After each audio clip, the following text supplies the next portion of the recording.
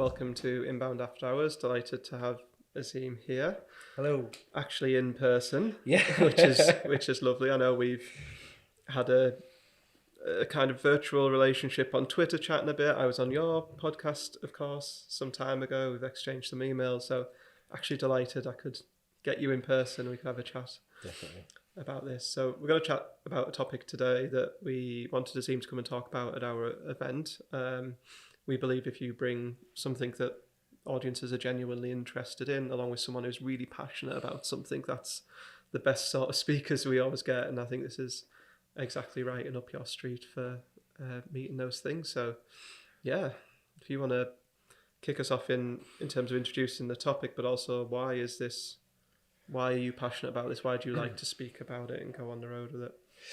Yeah, so firstly, thanks a lot for having me, and apologies to all the attendees of the event. I'm so gutted that I couldn't be there in person. I was absolutely adamant, you can ask Ricky and the team, that I had to come up here and meet the team in person, and hopefully we can do this next year, all being well. But yeah, we're going to talk about diversity and inclusion in marketing today, and it's something that I'm super passionate about, as you've gathered. I think it's one of the sort of building blocks of my podcast, but in the same way, I think it's a topic that's often overlooked. So yeah, I'm hoping that we have a really good chat, and I'm hoping that the listeners and viewers get something really useful from it. And again, apologies that we couldn't do this in person, but life got me a bit of a bad hand at the time. For sure. There's other priorities in life, mate, and those come before marketing events. So yeah, definitely. Yeah. But for you, obviously, this is an important topic. We all know that. But why have you taken it upon yourself to pick up the torch and run with it and talk with it and have a podcast about it and come to places like events and speak about it as a topic? Yeah, that's a great question. I mean, for me, like I said, it's something that's often overlooked. And in the beginning, I'll be completely transparent and say I never really thought about it. And I think for me, it sort of stemmed from when I first went to a marketing event early on in my career. I'd been to a few, took lots away from those events in terms of learnings and stuff. And then at the time outside of work, I started to become more like culturally aware of the environment. I was very aware that in some places, excuse me, I was the only person of colour in the room. So taking that awareness, I went to my next marketing event as an attendee, and I just sat there and I thought, hold on, there's nobody like me on the stage, or there's nobody who isn't white, let's be honest, on the stage. And I thought, well, at the time I sort of internalized it, and I thought, okay, this might just be me potentially overthinking things, or maybe, reading too much into stuff. So I thought, well, I'll go away. I'll look at other marketing conferences, ones that I've maybe attended in the past, or ones where I'm due to attend or thinking of attending. And I'll look at their lineups, and using what I know from skills in marketing, for example, a lot of these conferences, they have sort of speaker pages that will say speakers/2021. So I'll just type in 2020 and look back. And then I did a bit of analysis, which is on my website, on my blog, and I'm happy to share the link for that. But some of the results from what I saw were like astounding. In some cases, there were just no people of colour at all for 4 or 5 years, or maybe one person of colour. And in that specific case, it was the same person or the same black man for 4 or 5 years. And in the 5th year, there was no diversity. So essentially, I assume or deduce from that he must have been busy that year. So yeah, it was frustrating for me to see. And then following on from that, I've spent a couple of years where I've sort of spoke to people in the industry. I've put out anonymous surveys because sometimes people don't like to put their name behind things, and equally people don't want to be as forthcoming about this sort of stuff because they feel that it might impact on their jobs. But I looked at diversity and inclusion in the marketing sector as a whole, and the results were pretty tough to read, to be honest. And I thought, well, this was pre-pandemic, and now, well, we're still in the pandemic, but my worry is that I don't want to be in a situation where sometimes, I'll be honest, I sit here or I'll sit down and I think, right, well, a lot has been spoken about diversity and inclusion, but there hasn't been a lot of action since, and companies just don't seem to be taking action. So yeah, it's a frustration for me, but I'm hopeful that things will change soon. I have to be mindful. I always have to remind myself that you can't impact a huge amount of change overnight. I think with a topic like this or with a subject like this, you need to be looking at small marginal gains. But sometimes I'll be honest, I'm a human being. I look at things and I look at events, even now, and I think things have got to change because the world times have changed, but I don't think the marketing industry in particular is keeping up with the times or moving with the times. So yeah, frustrating, but it's something that I'm deeply passionate about. No, good. You can definitely see that. And towards the end of this, I'm in the place where I wear a different hat here, because I'm the person who hires people in marketing and I organise events. So I've kind of got the perspective of kind of what you're aiming at. So it'd be good to tie this up when we get to it, around what people can, what can be done. But just to start with, I agree, I've been to marketing events for nearly a decade and certainly see what you've seen. How did we get to the place where that is true? I know it's probably more of a societal question, but from my experience, the reason I'm asking is I hope, but I don't believe that anyone's gone into it with the intent of making that a reality, if that makes sense, where they've deliberately thought, I'm going to do it this way. But the truth of it, that's how it's ended up, which is, how does that happen? And what's your opinion on why it got to the place where it got to? Being completely honest, comfort, I think. So to frame what I'm about to say, I'm not an event organiser, never organised an event. I can try and understand what it would take to have organised an event, but until I've actually done one, I would never know. So understand the basics. You've got, event hire, food, etc., blah, blah. When it comes to speakers and sourcing speakers for events, I think in general, some, not all, event organisers have sort of fallen on that sort of comfortability, like, oh, here's Joe blogs, here's Jane blogs. I know what I'm going to get from this person. We know what they're going to talk about. Yeah. Sometimes any new speaker of any colour is seen as a risk. And ultimately, whether it's a paid for event or whether it's a free event, you need bums on seats. Yeah. I can completely understand that. But I'm a big believer of the phrase, for example, if you do what you've always done, you'll get what you've always got. Yeah. And let's say, for example, you ran an event where you had the same 5 people every year. Eventually, they're going to get older, they're going to move on. Their knowledge is not going to be anywhere as good as maybe somebody who is junior or younger in the industry. So, to answer your question, I think it's more around comfort. And the whole point about this topic is, I think sometimes people, in general, not just event organisers, but people need to get comfortable with being uncomfortable, because it's not the easiest topic to approach.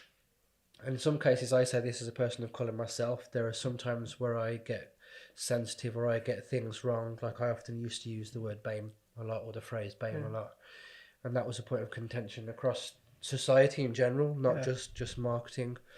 So you'll hear throughout this podcast I refer to people of colour as people of colour. So it's hard, I can appreciate that, but like I said, I think the reason why things are the way they are and things have been the way they have been is that people are just comfortable with doing things as they've always done and not stepping out of that comfort zone. It might be seen as a risk or whatever, but I believe it's comfort for sure. Safety and complacency and those sorts of perspectives. I certainly see that. And I guess that this follows into the next point, is around having people in the industry, so then the organisers have more choice. I'm not saying choice is particularly limited or a reason that it hasn't happened, but if you look through the perspective of we've organised events, and as a person running a first time event, I guess where we started and how we ended up with our first lineup, and it'd be interesting for us to go back and see what that lineup was, is we thought, okay, we're in a particular technology space in the context of marketing, so we're going to reach out to all of our partners in the industry, and we're going to get them to give us a speaker. So we're reaching out to people like, I don't know, Google and Microsoft and HubSpot and Vidyard and all of these companies, and we say, like, we support you, we use your technologies with our clients, like, can you support our event and send us a speaker? And we ended up with whatever we ended up with, and that's where you kind of start on your journey. But I guess if you looked at the industry and thought, how many people and what's the makeup of diversity actually in the industry itself, and that is in a bad place, then this also creates that effect as well. Yeah, 100%. And I can completely appreciate that, because, like I said, I've never organised an event, so I don't know the whole intricacies behind it. But I think there needs to be a sort of mindset shift, for want of a better word. So say, for example, if there's been a speaker who has been at the same event, for example, for 4 or 5 years, that speaker, he or she, typically he, would need to have a look at themselves and think, right, I've done this event multiple times now. Whatever their motivations are or reason are for doing it, that's to the side. But the facts are that person has spoken at a specific event 4 or 5 times. It's on them to look at moving out of the way and making room for others. And I don't think that's like an active or conscious thought of people. There's been arguments online, for example, and you'll notice throughout this episode, or whenever I've talked about diversity and inclusion, I'll never name a conference, or I'll never name an individual, because I don't think that the issue is specific to one conference or one specific individual. And it looks, if I do that, I believe I'm singling somebody out, or I'm singling an event out. But there's been arguments online where people in our industry who are very well established speakers, you just need to read their name and think, okay, they're going to give a great talk. They will say, I need to speak at this event, whether it's paid or unpaid. They will say, I need to speak at this event because it generates leads for the business and I have to do it. In which case, fine, but you need to look at diversifying where your leads come from for your business. That's a marketing problem. If your business, not entirely, but largely relies on leads out of conferences, you probably haven't got a great business. Something else has gone wrong there. I'll die on that hill. But equally, the same individuals will say, oh, you shouldn't have a new person. Let's say, for example, I was brand new to the industry. We shouldn't have somebody like Azeem come and talk at this event because nobody knows who he is. Irrelevant. A name is a name. But equally, it's a risk, and we have to sell tickets, or we have to move tickets, and people will buy a ticket or order a ticket to come and see that person. And I think, again, that's quite flaky for me. There's no weight behind that. And people like individuals like that will need to look at themselves and think, right, like I said at the start, if you do what you've always done, you'll get what you've always got. And those people need to sort of move out the way. Move out the way is probably quite a forward and direct way of putting it, but those people need to consider maybe sidestepping one event on occasion, or, not speaking at the, let's be frank, the bloody open of a car door, to be honest, and look at inviting new people into the industry, because diversity of thought is equally important. And I'm a big believer, and so I've been in the industry several years.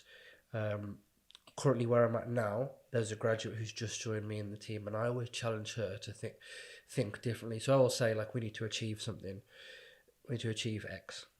How would you do it? And then I ask her to explain things to me, and I ask her for the why behind it, because she might think of something differently. Years in the industry, I don't think is a reflection of quality of thought. Somebody who's brand new to the industry might have very high quality, different ways of thinking that the rest of the industry would just jump on. And before I shut up, because I'm sick and sound of my own voice. People are here to listen to you, not to me. there was a specific event during the height of COVID, which is like an online event, and this was around the time where cultural sensitivity around people of colour was extremely heightened, because it was when the whole George Floyd thing was picking up global attention.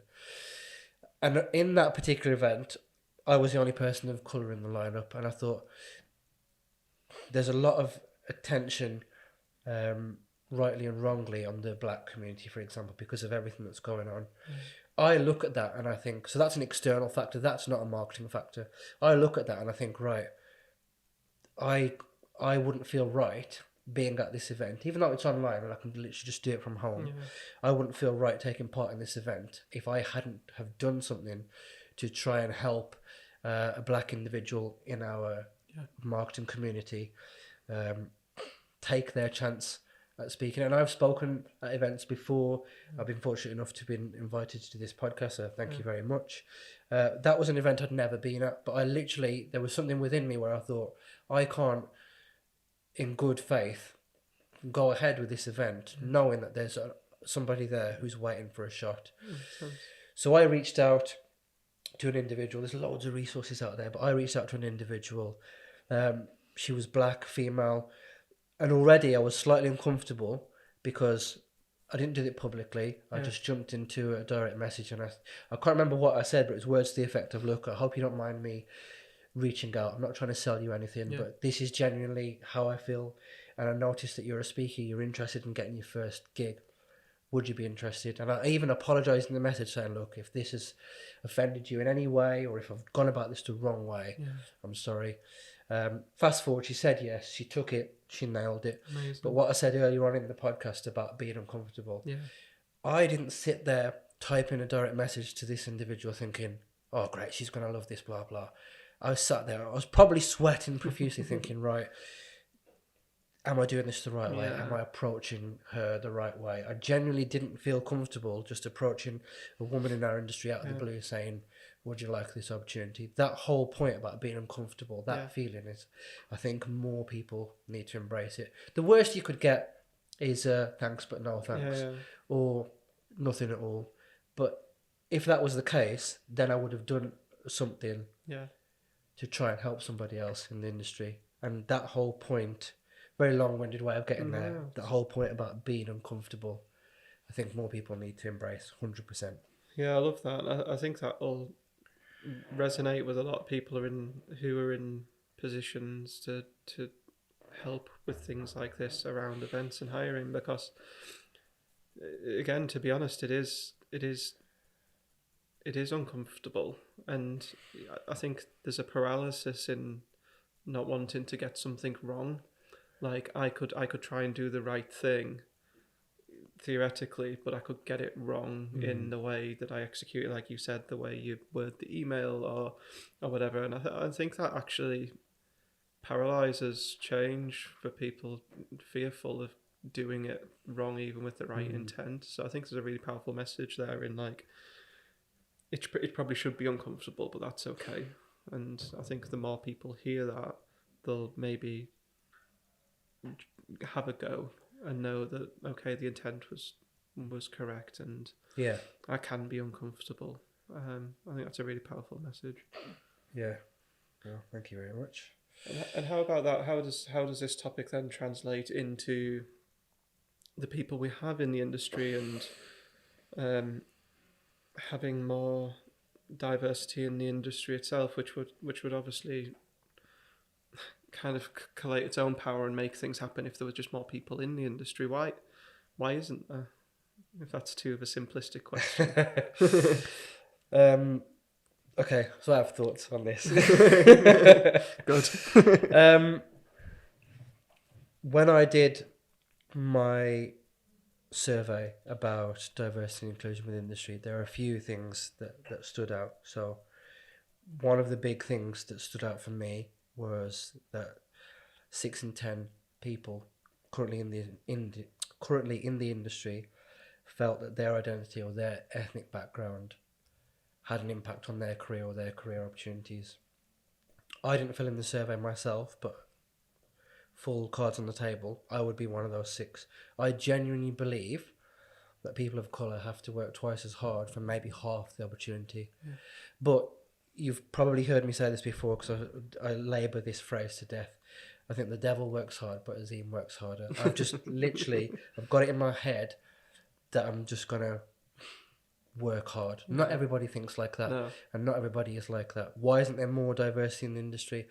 I think it's because people who filled in my surveys anonymously have said it's too hard. It's hard to get a leg up in the industry. It's hard to move out of junior roles.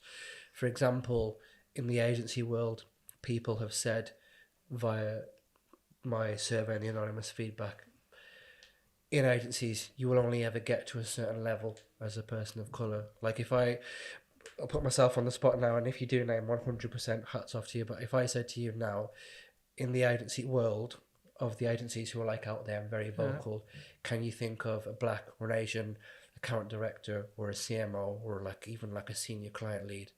Probably not.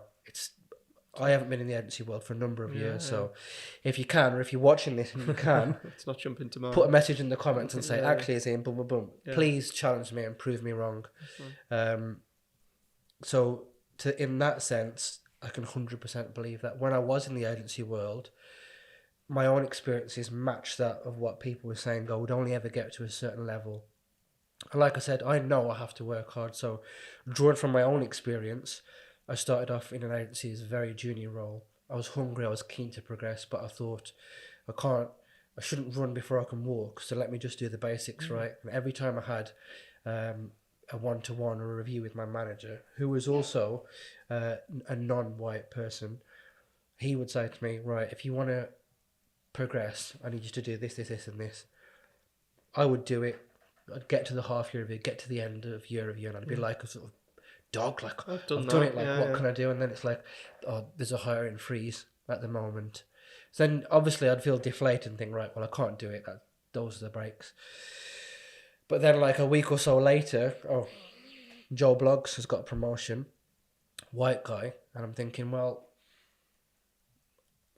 I thought there was a hiring freeze, but this guy, who's probably one of the loudest guys in the office, quite extroverted, has got a promotion. I've seen him come in late. I've seen him miss client meetings.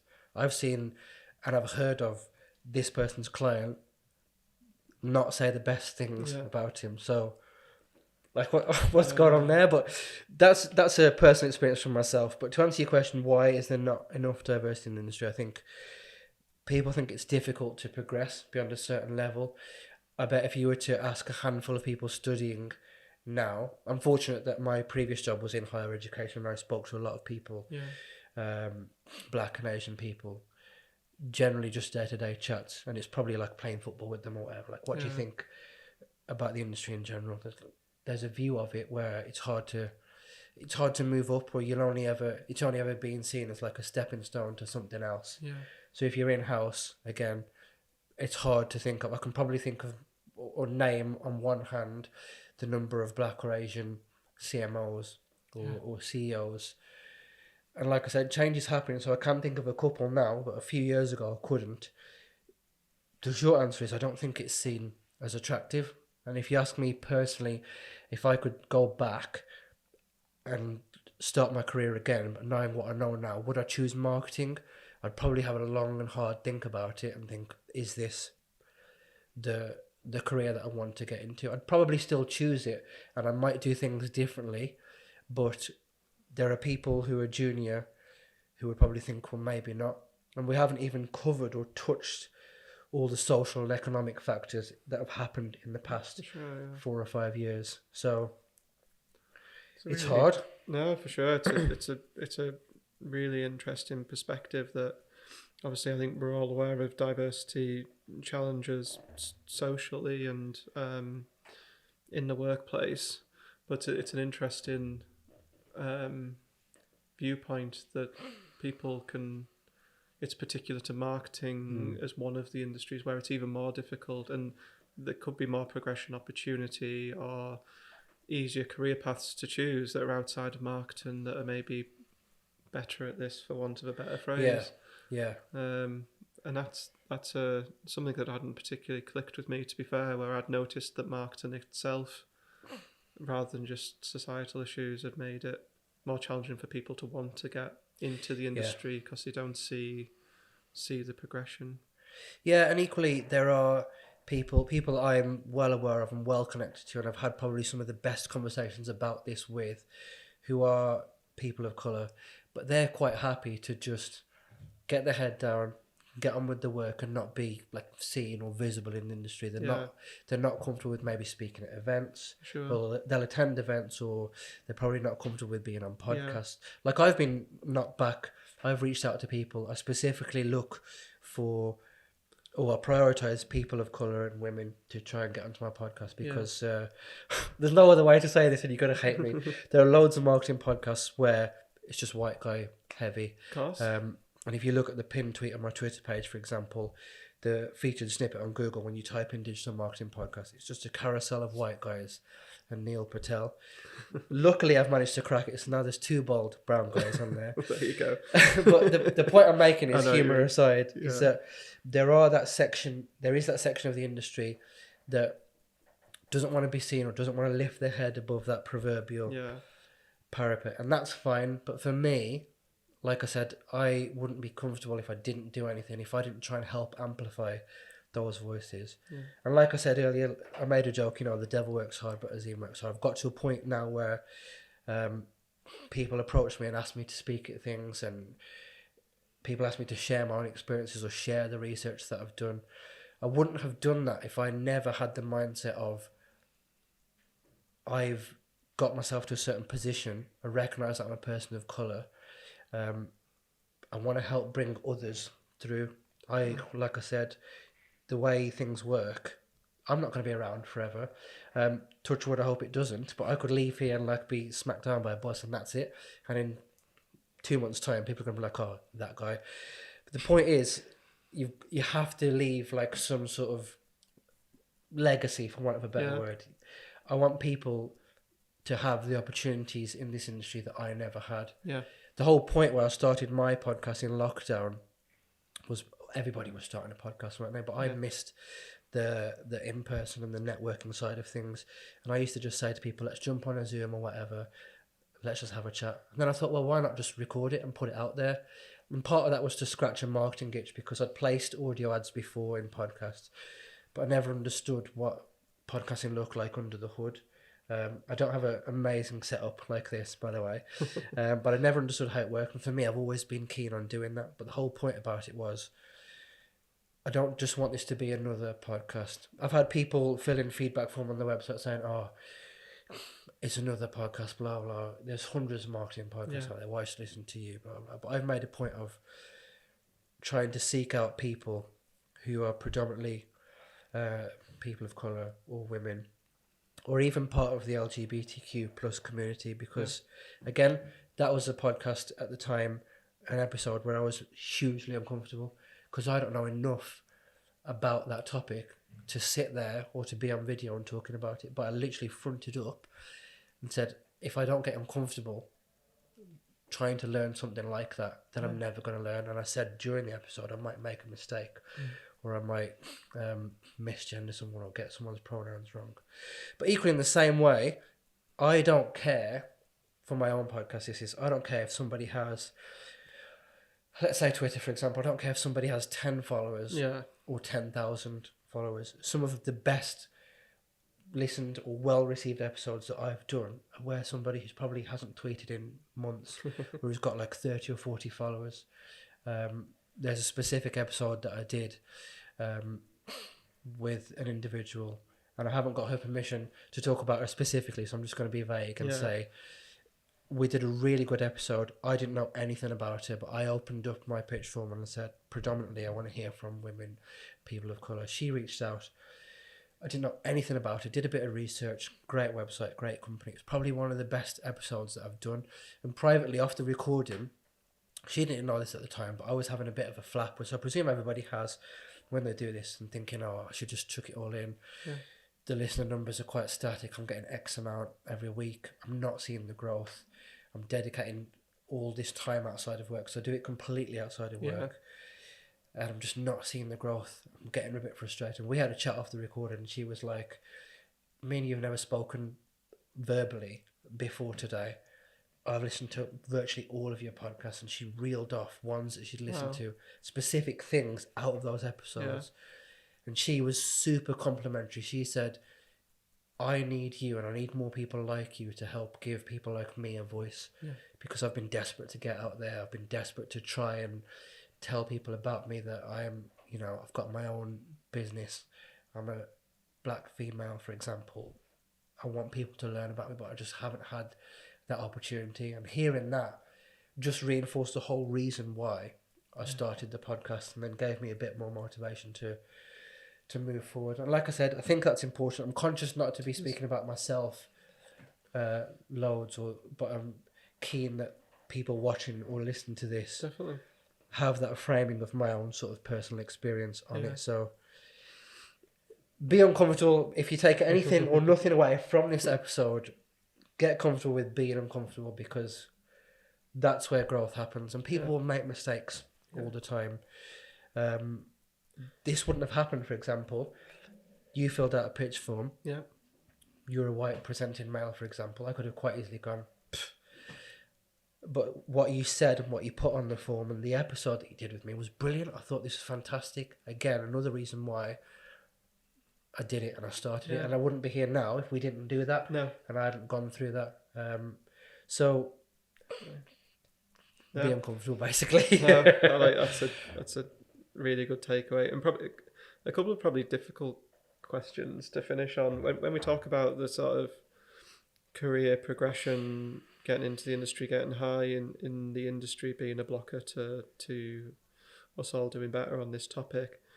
The question I always come back to, it's kind of similar to the one I asked from the start, is why is it difficult? And maybe it's naivety, massive naivety on my behalf, to think, does anyone know what people aren't hopefully going deliberately in with the intent of making it difficult? Maybe you're going to tell me I'm wrong there. But why is it the case? And like, again, probably more of a societal question again, but I just struggle with being someone in a seat that does these sorts of things, to see how are we doing things to block people or not recognise people and promote the white guy when the other guy gets told there's no job available. Like, where does this stem from? Because I'm so naive to it. I think it's not easy, and it's very easy to get wrong. Like just today, I don't know if you've seen this in the news or not, but there was somebody quite senior in the RAF who left their job, female. She left her job because she cited that the diversity targets that were set to her and the team were impossible to hit. And I read that this morning and I thought, that's odd. So someone senior who's female, which you don't get a lot of anyway, has left her job because she's been given a target to hit. Personal opinion is, having a target to hit, for example, is probably not the right way to look at it. If somebody says to you, the article wasn't explicit in the sense of she was told to hire 5 black guys, 5 Asian guys or whatever, but the article itself basically said that she left because the conditions imposed upon her were too difficult. That's entirely the wrong way to go about it. And that's the RAF. It's not a small marketing agency of 10 people down the road. It's quite a big organisation. If they can get it so horribly wrong, it makes the marketing industry or marketing companies think, well, that's too big a risk if it impacts our bottom line. Stuff it. Research has indicated in previous talks I've said, by hiring more diverse people into the boardroom, not just diverse in terms of ethnicity, but age, gender, geographical diversity, for example. It's something like you can make a better business decision 87% of the time, which back then would add another £24 billion to the UK economy, and God knows we bloody need it now. Yeah, for sure. But so having those targets are inherently difficult because already you've got a hurdle to overcome. If you decided tomorrow that you needed to get 3 black women into the boardroom and 2 Asian men, you've already narrowed down the pool of talent that you've got. I think the best way that companies in general should approach this, not just in marketing, but marketing specifically, companies should look at implementing something like the Rooney Rule, where you make sure that you are interviewing candidates from minority ethnic backgrounds, at least one. Yeah. Take off names from CVs because there is unconscious bias in terms of that. And to prove it, a personal example I can give you. So I wanted to buy a new car a couple of months ago, and I phoned up because I knew there was a specific car in stock. We'll call you back, and I gave my actual name. And I had a friend phone up who's a white guy, generic white guy name. I'm not going to say it because he might watch this. He phoned up about the same car, gets a call back straight away. I didn't. Buying a house, for example, I've filled in a form to email an estate agent to have them call me. Nothing. I filled in the same form as my friend with his email address. He's had an email back within minutes saying, "Oh, when can we get you in for a viewing?" There's unconscious bias everywhere, and people may not have known about it until maybe I've just given those examples now. So the point I'm trying to make is having a target or a quota to hit is probably the wrong thing to do, but actively changing hiring processes to look at including at least one person from a minority background is crucial to the industry to progress. And like I said at the very start of this episode, I'm not expecting in 6 months' time there's a sudden wave of people of colour in boardrooms everywhere. I have to realise that this is going to take a lot of time. And equally, I might be jumping ahead here, but apologies, but one of the things that I think the industry should do, every company should release their diversity and inclusion statistics and staffing makeup.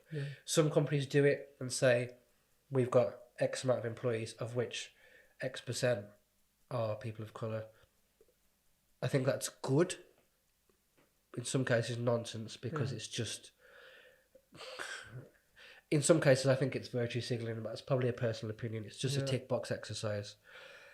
But what I think companies should do, I think Snap have been really good at this. In complete chance, I was looking for something on Adobe Analytics before, and I just happened upon their diversity inclusion section on the website, and it's huge, absolutely huge.